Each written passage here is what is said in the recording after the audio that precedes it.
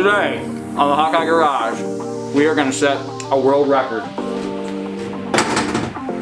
We are going to put a lift kit on this GX470, my GX470, in the quickest possible time by somebody with a recovering broken shoulder blade right after I ate this snowman sugar cookie my kids gave me. Stay tuned. Alright, seriously though, I can't take this lowrider life anymore, so we are going to throw some Bilstein 5100s on this thing on the front with the stock springs. More on that in a minute. And then we are going to do some tomfoolery in the back to trick the airbags to lift up the suspension. No, this is not going to be the final version of the suspension. Time constraints and physical constraints, actually, because of my broken shoulder, and my just impatience of not waiting until I'm completely healed and better weather to lift this thing properly. So let's dive into it. There's going to be a few things that you guys with 470s are want to know about that I'm going to talk about, and we'll talk about the progression of the build as we go along. Alright, we are an hour in, like almost exactly. The entire front suspension is taken out. I didn't show you guys that because there's about 1 trillion videos on YouTube to do that. I've done it enough times. My top tips are do both sides at the same time. If you can't remember where things go because you're going to use like the other side as a reference, take pictures, because it's much easier to wrestle those struts out of place when both sides are disconnected from the sway bar, especially. Put the chassis up on jack stands, use jacks to support the control arms, and then you can drop everything out, roll that sway bar up out of the way, and it's much easier. What am I doing? I am going with 5100s and the stock GX springs. Hold on before you yell at me. I went back and forth a few times on what I wanted to do with this. Since it's a new platform, a lot of my research showed most of the time guys are just putting full suspensions on them, which makes sense because they have the electronic controlled shocks and the airbags in back. So you just buy a kit, new struts, new springs, everything. Well, I already had some suspension parts from a previous build that I still have. So I didn't want to go with a kit, obviously. And so because of that, it was kind of hard to find other information on like what springs can you swap in, what spacers, more on spacers in a minute, to get 33s like there is on Tacomas and 4Runners. There's all kinds of information with people swapping out suspensions. So initially, just to get me through the winter, to get on some 33s, to move some stock out of my garage because I was still a little laid up, I was just going to put spacers on the front and trick the back end till spring, till I was healed up, till I really had a better plan, could see what I wanted to go on this and what I could get away with. It turns out the front shocks were pretty much shot. They were getting that clunkiness, going over bumps. They were starting to weep a little bit. So I decided the next best thing would be to pick up another 5100 because I had one. I tried to find another set of 3rd gen TRD Tacoma springs to put on it because I liked that setup. On the 4Runner, it worked well with the extra weight from winch and skid plate, which eventually I'll be adding to this.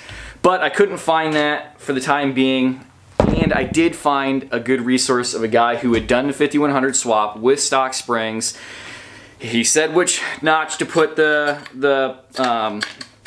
coil bucket on to fit 33s.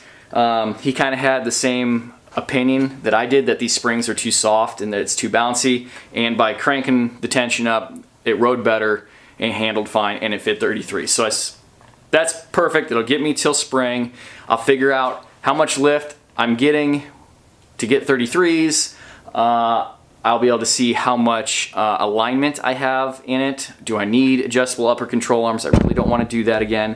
So that's what we're going to do. I am on the 3rd, is that going to focus?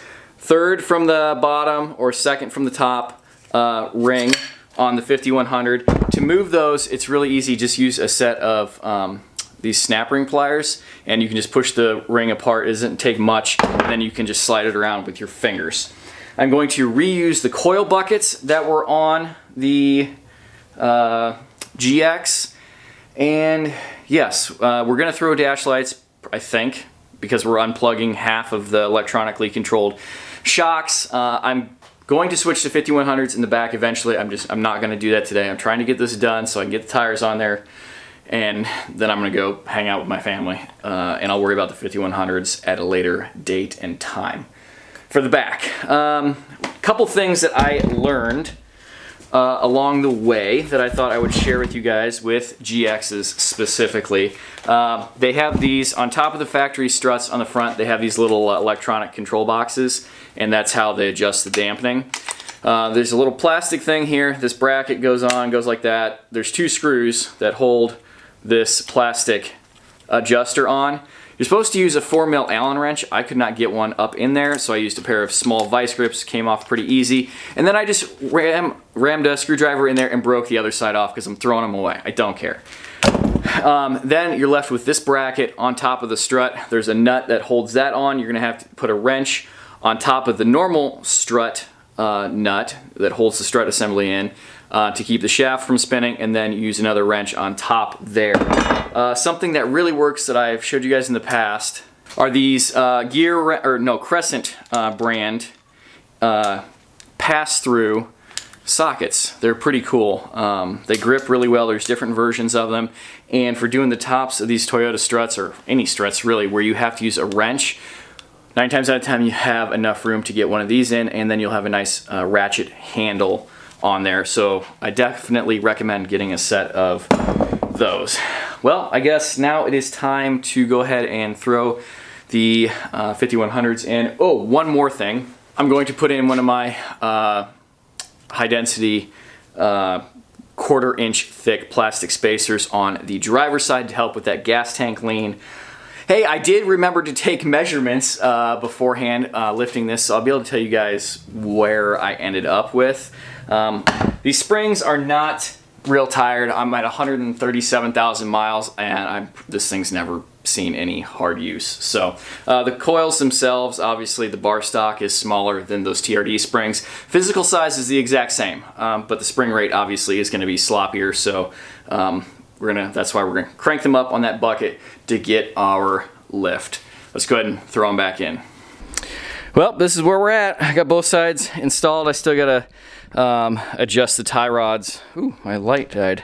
Adjust the tie rods a little bit. I'm gonna take some measurements with a tape measure, just try and get these get the steering a little bit even before I get into the alignment shop. Make sure you put never sees up on everything. I need to get a zip tie just to hold that old harness for the adjustable shocks up out of the way somewhere. And yeah, my alignment hardware was free, so that's great. I went ahead and loosened those and cranked them out a little bit just so we're getting a little bit closer before we take it to the alignment shop. But other than that, went together pretty easily. I think we'll go ahead and call today's video just with the front suspension. Next week we will get the back dialed into the height that we need, so that'll be a video. And then the video after that, I'll have it at the alignment shop. The springs should all be kind of compressed and you know, at their right height. And I can make any minor adjustments to the back to make sure I'm at the right height, and the alignment will be done so I can have all the specs on that, what you can get away with for the lift versus the angles and stuff on stock control arms. Other than that, be sure to give the video a thumbs up if you haven't, subscribe to the channel if you haven't. Links in the description down below, or to my Instagram and Facebook. And comments, questions down below, email me, hawkeyeskunkworks@gmail.com. Until next week, let's see, this video will have gone out a couple days after Christmas, so I hope you guys had a great Christmas holiday, and until next week, take care, goodbye.